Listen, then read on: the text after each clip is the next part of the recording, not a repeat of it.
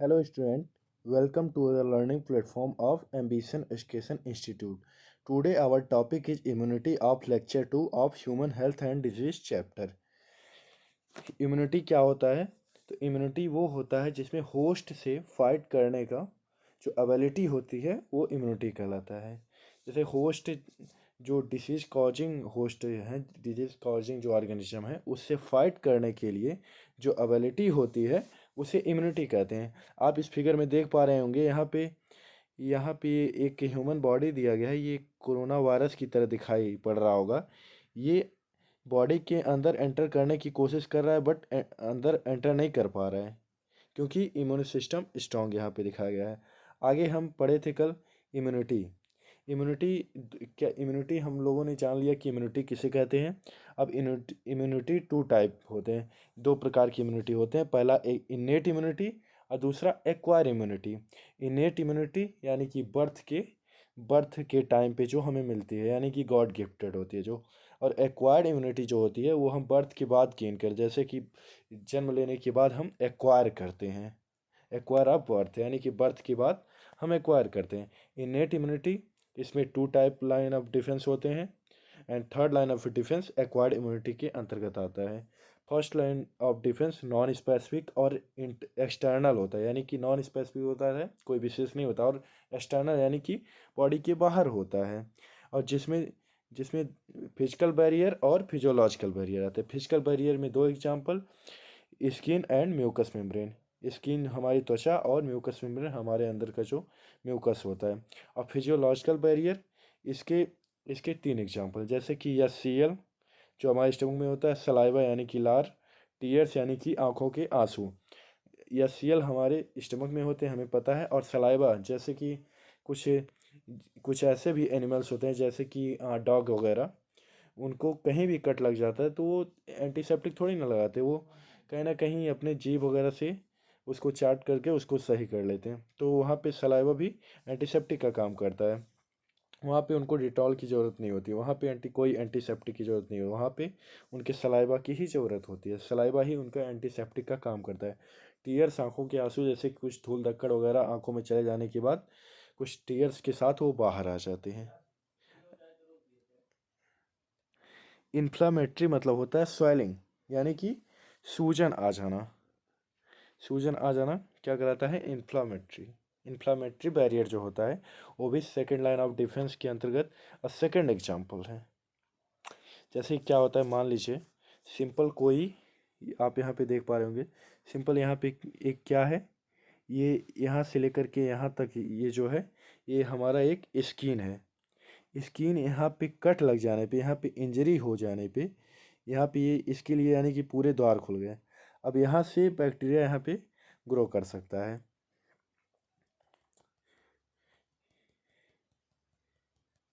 यहाँ पे आप देख पा रहे होंगे, यहाँ पे स्किन में थोड़ा इंजरी हो गया है। अब इंजरी हो गया है तो इधर इंजर्ड टिश्यू, ये इंजर्ड टिश्यू है, यहाँ पे इंजर्ड टिश्यू कुछ रिलीज कर रहा है, रिलीज हो रहा है। और इधर क्या मैकेनिज्म चल रहा है, यहाँ पे जहाँ पे इंजरी हुई है यहाँ पे स्किन में, यहाँ पे कुछ द्वार यहाँ पे खुल गए इसके लिए, बैक्टीरिया को आने के लिए। तो यहाँ पे बैक्टीरिया आई और यहाँ पे देखिए, आप देख सकते हैं यहाँ पे बैक्टीरिया जो है ग्रो कर रही है यहाँ पे। उसके बाद इधर इधर हमारा ये स्वेलिंग क्यों होता है, हम ये सारी चीज़ें डिस्कस करेंगे कि स्वेलिंग क्यों होता है और कैसे होता है। इधर आप देख पा रहे होंगे यहाँ पे इंजर्ड टिश्यू जो है ये क्या रिलीज कर रहा है, प्रोस्टाग्लैंडिन। इंजर्ड टिश्यू जो है ये रिलीज कर रहा है प्रोस्टाग्लैंडिन हार्मोन। ये दोनों प्रोस्टाग्लैंडिन हार्मोन जब स्टिमुलेट होता है तो दो प्रकार के रिसेप्टर मिलते हैं। पहला ये पेन रिसेप्टर, दूसरा मास्ट सेल। जैसे कि हमें पता है कहीं भी इंजरी हो जाती है, कहीं भी किसी सेल में अगर चोट वगैरह लग जाने के बाद, तो पेन क्यों होता है? पेन होता है, पेन हमारे घावों को भरने के लिए पेन होता है। तो जैसे पेन पेन जब होगा तो हमारे जो ब्लड है, ब्लड सर्कुलेटरी सिस्टम बढ़ जाएंगे और तेज़ी से ब्लड सर्कुलेट होने लगेंगे, तो अपना मैकेनिज्म और फास्ट वहाँ पे पहुँचा पाएगा। यहाँ पे डब्ल्यू बी सी जो है और जल्दी डिटेक्ट करेगा। वहाँ पे क्या होता है, जब ज़्यादा तेज़ी से ब्लड फ्लो करेगा वो अपना काम और भी ज़्यादा तेज़ी से करेगा। जो पेन होता है वो ये बहुत सही होता है, क्योंकि क्यों होता है, ये हमारे घाव को कम करने के लिए ही कम होता है। तो हमें उस टाइम पे हम क्या करते हैं, उस पर पेन किलर ले लेते हैं। लेकिन पेन किलर नहीं लेना चाहिए। पेन किलर तब तक ना ले जब तक कि वो घाव को सहने, हमारी क्षमता के ऊपर डिपेंड करता है। अगर हम उतना क्षमता है हमारे अंदर, उतना हम कंट्रोल कर सकते हैं, उतना हम बर्दाश्त कर सकते हैं, तो हमें ये कोई भी किसी भी प्रकार का एंटीबायोटिक या एंटीसेप्टिक वगैरह का यूज नहीं करना चाहिए, बिल्कुल ही नहीं करना चाहिए। तो पेन रिसेप्टर जो होता है ये हमारे घावों को भरने के लिए होता है। उसके बाद मास्ट सेल दूसरा होता है। मास्ट सेल क्या करता है, ये रिलीज करता है हिस्टामाइन। हिस्टामाइन एलर्जी के लिए होता है रिस्पॉन्सिबल, बट हिस्टामाइन वो कहीं और होता है। देखिए हमें हमको हमें आपको हम सबको हिस्टामाइन की वजह से कहाँ एलर्जी है, एलर्जी होता है वो अलग केस होता है, उसको हम आगे चल के देखेंगे। तो हमें अभी यहाँ पे हमें समझना है, यहाँ पे इम्यूनिटी में हमें समझना है। यहाँ पे मास्ट सेल जो है वो क्या रिलीज कर रहा है, हिस्टामाइन। हिस्टामाइन क्या कर रहा है, वैसोडाइलेशन कर रहा है, यानी कि उसे उसे वैसोडाइलेट कर दे रहा है, यानी कि उसे जो क्या है हमारा ब्लड वेसल्स है, उसे क्या कर रहा है, वैसोडाइलेशन कर रहा है उसका, यानी कि उसको फैला दे रहा है, वैसोडाइलेशन हो जा रहा है। तो यहाँ पे जब उसका साइज जो है, किसी भी मान लीजिए किसी चीज़ को अगर खींचते हैं तो वो बढ़ता है। तो अगर इसको अगर हम क्या करें, इसमें वैसोडाइलेशन करें, तो ये फैलता है। हमारी जो ब्लड ब्लड वेसल्स जो हैं वो दूर दूर हो जाते हैं और फूल जाते हैं। तो इसमें क्या होता है, स्वेलिंग आ जाती है, यानी कि सूजन। सूजन क्यों आते हैं, क्यों, क्या उसकी भूमिका है, क्यों आते हैं, क्या जरूरी है स्वेलिंग का, ये सारी चीज़ें हम समझेंगे। तो जब ब्लड फ्लो और तेज़ी से होने लगेगा, यहाँ पे जब वैसे डायलेशन होता है तो परमेबिलिटी इंक्रीज होता है। परमेबिलिटी इंक्रीज होता है जिससे एकोमुलेशन ऑफ फ्लूइड, ये क्या करता है, ये किसके लिए रिस्पॉन्सिबल होता है, रिस्पॉन्सिबल फॉर स्वेलिंग। ये जो चीज़ होता है ये किसके लिए रिस्पॉन्सिबल होता है, स्वेलिंग के लिए रिस्पॉन्सिबल होता है। यही रिस्पॉन्सिबल होता है, क्योंकि हमें सूजन क्यों होता है, इसी की वजह से होता है। अब यहाँ पे देखिए, यहाँ पे ब्लड और तेज़ी से फ्लो करने लगे, और यहाँ पे WBC इसके साथ मिल करके, यहाँ से WBC यहाँ से निकलता है, ये मूव करता है जैसे कि अमीबा की तरह। अमीबा की तरह यहाँ पे संकुचित होकर के यहाँ से यहाँ पे निकलता है, ये मूव करता हुआ जाता है किसकी तरह, अमीबा की तरह। इसका मूवमेंट कैसा होता है, अमीबा, हूबहू अमीबा के जैसा। यहाँ पे क्या कर रहा है, अमीबॉयडल शेप, यानी कि अमीबा की तरह मूवमेंट कर रहा है। यहाँ पे देखिए लिखा है अमीबॉयडल मूवमेंट ऑफ WBC। WBC का क्या कर रहा है, अमीबॉयडल मूवमेंट हो रहा है। एक मिनट हम देखते हैं, जो क्या कर रहा है, phagocytosis of HIV, oh sorry, phagocytosis of pathogen, यानी कि पैथोजन का क्या हो रहा है, फाइगोसाइट्रॉन हो रहा है। जो क्या किस क्यों हो रहा है, बैक्टीरिया का इफेक्ट को एकदम डिक्रीज करने के लिए हो रहा है। यहाँ पे डायपेडोसिस इस मैकेनिज्म को कहते हैं, किस मैकेनिज्म को, अमीबॉयडल मूवमेंट ऑफ WBC का जो मूवमेंट होता है अमीबा की जैसे, उसको डायपेडोसिस कहते हैं। ये क्या करता है फाइगोसाइटोसन ऑफ पैथोजन, पैथोजन पैथोजन को पैथोजन का अफेक्ट को ख़त्म करने के लिए ये यहाँ से WBC निकल करके जाता है। यहाँ पे WBC यहाँ पे जाता है, फिर यहाँ पे ये बैक्टीरिया से फाइट करता है। बैक्टीरिया से फाइट करने के बाद बैक्टीरिया के अफेक्ट को एकदम ख़त्म कर देता है, और बैक्टीरिया का ग्रो एकदम पूरी तरह समाप्त हो जाता है। बैक्टीरिया का ग्रो समाप्त होने के बाद ये स्किन हमारा अब क्या हो जाता है, पहले अब नॉर्मल था, अब हमारा स्किन जो है नॉर्मल हो जाता है। तो इस प्रकार से हमारा स्किन जब नॉर्मल हो जाता है, उस पर क्या होता है कि खुद से हमारी बॉडी इस सेल को सिलने में, सेल को जॉइंट करने में कैपेबल होती है। जैसे कहीं इंजरी होती है, हम कहीं सर्जरी वगैरह करते हैं, कट लग जाए तो हम केवल उसको सिल देते हैं। जो इंजरी हुई रहती है उसको हम केवल सिल देते हैं, बाकी उसके जगह पे जो सेल होते हैं उस एक सिस्टमेटिक ढंग से हमारी बॉडी खुद वो सेट कर लेती है। हमारी बॉडी के अंदर वो कैपेसिटी होती है कैसे उसको सेट करना है। हम सिंपल देख ले रहे हैं, क्या हम पढ़ रहे थे, इंफ्लामेटरी बैरियर। ये मान लीजिए कोई स्किन है, यहाँ पे इंजरी हुई है, इंजरी होने के बाद इधर ये इंजर्ड टिश्यू, ये इसे हम बोल रहे हैं। और ये क्या हमारा यहाँ पे क्या हो रहा है, बैक्टीरिया ग्रो कर रही है। यहाँ पे इंजर्ड टिश्यू जो है रिलीज कर रहा है प्रोस्टाग्लैंडिन। अब प्रोस्टाग्लैंडिन स्टिमुलेट होकर के पेन रिसेप्टर रिलीज कर रहा है। और ये मास्ट सेल जो है हिस्टामिन रिलीज करता है। हिस्टामिन क्या करता है, ये ब्लड वैसे करता है, यानी कि वैसे डायलेट कर देता है ब्लड वेसल्स को।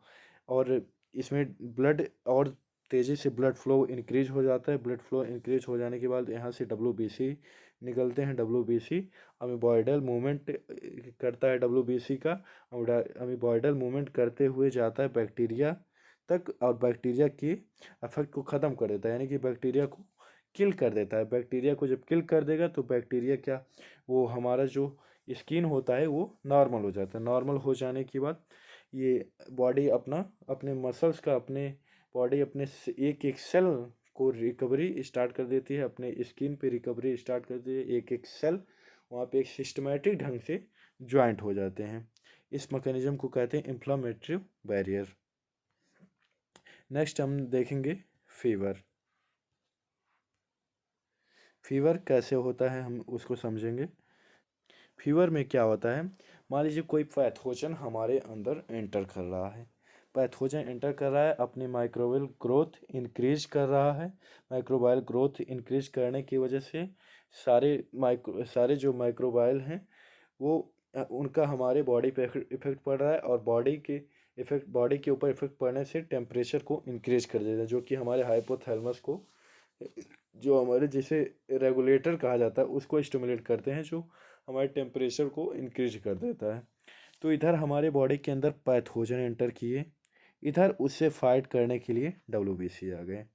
डब्ल्यू पैथोजन और WBC के अंदर क्या होता है, एक घमासान युद्ध होता है। दोनों को इंट्रैक्शन, दोनों के अंदर, दोनों के बीच क्या हो रहा है, इंट्रैक्शन। यहाँ पे पैथोजन आया, यहाँ पे WBC, इन दोनों का यहाँ पे इंट्रैक्शन होता है। इंट्रैक्शन होने की वजह से ये दोनों कुछ ना कुछ ये अपना एक हार्मोन रिलीज करते हैं। तो पैथोजन जो है ये रिलीज करता है क्या, टॉक्सिन पायरोजन। और WBC रिलीज करता है इंटरल्यूकिन्स पायरोजन। अब ये दोनों दो अलग अलग चीज़ स्टिमुलेट कर रहे हैं, दोनों अलग अलग चीज़ रिलीज कर रहे हैं। अब ये दोनों स्टिमुलेट करके हाइपोथैलेमस, जिसे क्या कहते हैं, रेगुलेटर कहते हैं, टेम्परेचर रेगुलेटर, यानी कि एक्ट टेम्परेचर रेगुलेटर। ये रेगुलेटर के टेम्परेचर पे इफेक्ट डाले, यानी कि हमारा रेगुलेटर क्या है, टेम्परेचर रेगुलेटर। हाइपोथैलेमस को हम टेम्परेचर रेगुलेटर कहते हैं। ये इस पे इफेक्ट डाल रहा है। अब जब ये हाइपोथैलेमस जब एक्टिव होगा, हाइपोथैलेमस जिसे टेम्परेचर रेगुलेटर कहते हैं, ये स्टिमुलेट होने के बाद क्या करेगा, बॉडी का जो टेम्परेचर उसको इंक्रीज कर देगा। बॉडी का जब टेम्परेचर इंक्रीज होगा तो माइक्रोबायल ग्रोथ कम हो जाएंगे, यानी कि जिसकी वजह से हमें हमें फीवर आया था, वो चीज़ फीवर हमारे अंदर कम हो जाएंगे। जैसे कि होता नहीं है पहले, हमें अगर नॉर्मल बुखार वगैरह आया तो हम 2-3 कंबल वगैरह ओढ़ लेते हैं, तो उससे क्या होता है, हमारी बॉडी का टेम्परेचर इंक्रीज होता है, बहुत ज़्यादा गर्मी होने लगते हैं जब पसीने बाहर निकलते हैं। तो जब टेम्परेचर अधिक होता है उसकी वजह से माइक्रोबायल ग्रोथ कम हो जाते हैं। सारे जो जो माइक्रोबायल हैं उनका डेथ हो जाता है, उनका डिफिशियंसी हो जाता है। जब जब हमारे बॉडी में माइक्रोबायल पूरी तरह से ख़त्म हो जाएंगे तो हमारी जो नॉर्मल स्टेज, हमारी जो टेम्परेचर होती है वो नॉर्मल हो जाएगी। बट इसके जगह पे अब क्या करते हैं, इसके जगह पे हम मेडिसिन वगैरह लेते हैं, जो जल्दी से हमारे हाइपोथैलेमस को रेगुलेट करता है। हमारा जो टेम्परेचर रेगुलेटर है इस पे इफेक्ट डालता है, जो और तेज़ी से क्या करते हैं, ये बॉडी टेम्परेचर को इंक्रीज करते हैं। जिससे माइक्रोबायल ग्रोथ कम हो जाते हैं। और इसको यूज कब करते हैं, बॉडी टेम्परेचर को बढ़ाने के लिए एंटीबायोटिक ड्रग वगैरह का यूज करते हैं, जैसे कि लाइक पैरासीटामॉल वगैरह, जो हमारी बॉडी टेम्परेचर को लो करते हैं। जैसे कि बॉडी टेम्परेचर अधिक हुआ, माइक्रोबायल ग्रोथ कम हो गया, यानी कि कहीं न कहीं मिला कर उसके बाद जब माइक्रोबायल ग्रोथ कम हो गया तो हमारी बॉडी का टेम्परेचर ऑलरेडी डिक्रीज हो जाएगा, जिससे एक नॉर्मल टेम्परेचर हमें मिल सकेगा। तो हमें क्या करना है, हमें मेडिसिन से बचना है। ज़्यादा हम उतना ही मेडिसिन का सेवन करना है हमें जितना कि हमें ज़रूरी है। हमें क्या करना है, हमें अपने इम्यून सिस्टम को स्ट्रॉन्ग बनाना है। हमारी जो बिलीव सिस्टम है इसको स्ट्रॉन्ग बनाना है। एक बार हुआ था जैसे कि दो तरह के ब्रेस्ट कैंसर के लोग थे। उनको क्या किया गया, दोनों को अलग अलग जगह पे रखा गया। एक लोगों को नॉर्मल दवा एकदम नॉर्मल यानी कि धोखे में रखा गया कि आपको बहुत अच्छी दवाई दी जा रही है, बहुत अच्छा दवा है और बहुत हाई काम करेगा, यानी कि आपके ब्रेस्ट कैंसर को पूरी तरह ठीक कर देगा। और दूसरे वालों को नॉर्मल दवा दिया जा रहा था। बट क्या हुआ, जो धोखे में था वो पूरी तरह ठीक हो गया, और जो नॉर्मल दवा दिया जा रहा था उसका तो खैर कोई पता नहीं। बट ये क्या ऐसा क्यों हो रहा है, हमारी बिलीव सिस्टम की वजह से। यानी कि हमारा जब बिलीव सिस्टम बेस्ट रहेगा तो हमारा इम्यून सिस्टम भी बेस्ट रहेगा। यानी कि बिलीव सिस्टम कहीं ना कहीं डिपेंड कर रहा है किससे, इम्यून सिस्टम पे। इम्यून सिस्टम किस पे डिपेंड कर रहा है, बिलीव सिस्टम पे। तो कहा गया है ना, मन के हारे हार है, मन के जीते जीत। तो हमें अपने बिलीव सिस्टम को बना के रखना है। नीट भी निकलेगा, बोर्ड भी होगा। इसी के साथ आ, ये आगे जो बचता है हमारा फोर्थ टॉपिक, हाँ फोर्थ टॉपिक बचता है साइटोकाइनेज। तो इसको हम अगले लेक्चर में करेंगे। तब तक कुछ एनसीईआरटी की लाइन वगैरह को उसको डिस्कस कर लेते हैं। तो यहाँ पे देखिए इम्यूनिटी क्या होता है, यहाँ पे कुछ मेन चीज़ें जो हैं यहाँ पे हाईलाइट की हुई हैं। लिखा है ओवरऑल एबिलिटी होस्ट, यानी कि होस्ट से फाइट, जो डिसीज कॉजिंग ऑर्गेनिज्म है उससे फाइट करने का जो क्षमता होता है वो क्या कराता है, इम्यून सिस्टम, यानी कि इम्यूनिटी। अब इम्यूनिटी कितने प्रकार के होते हैं, इम्यूनिटी टू टाइप होते हैं, innate immunity and acquired immunity. Next आगे हम देखते हैं। यहाँ पे इनेट इम्यूनिटी क्या है, innate immunity is non specific. Innate immunity क्या होता है, नॉन स्पेसिफिक होता है टाइप। ये नॉन स्पेसिफिक होता है टाइप ऑफ डिफेंस। ये जो है हमारा, ये इनेट इम्यूनिटी में ये first physical barrier and second क्या है, फिजियोलॉजिकल बैरियर। ये किस में आते हैं, first line of defence. And cellular barrier और ये साइटोकाइनेज बैरियर, ये किस में आते हैं, सेकंड लाइन ऑफ डिफेंस में आते हैं। तो यहाँ पे मेन देखते हैं फिजिकल बैरियर क्या है। फिजिकल बैरियर के क्या एग्जांपल हैं, skin and mucus. And second physiological barrier के क्या एग्जांपल हैं, एसिड इन स्टमक, यानी कि स्टमक के अंदर कौन सा एसिड पाया जाता है, HCl। इसके अंदर कौन सा पाया जाता है, HCl। And saliva of mouth, यानी कि माउथ में जो सलाइवा होती है, माउथ का जो सलाइवा होता है वो। एंड टीयर्स फ्रॉम आई, यानी कि आँख के जो टीयर्स होते हैं। एंड सेलुलर बैरियर, इसमें leucocyte WBC and polymorphonuclear leucocyte. Polymorpho यानी पॉली क्यों बोला जा रहा है, क्योंकि इसके स्ट्रक्चर को बताया जा रहा है। ये पॉली एक कंडीशन होता है, पॉलीमार्फो क्या होता है, कंडीशन होता है। इसके कई रूप होते हैं। नेक्स्ट आगे हम डिस्कस करते हैं साइटोकाइनेज। साइटोकाइनेज ये इंटरफेरॉन पे डिपेंड है पूरी तरह से। इंटरफेरॉन हम कल की क्लास में उसको डिस्कस करेंगे। तब तक के लिए थैंक यू। चैनल को सब्सक्राइब ज़रूर कर दें। धन्यवाद।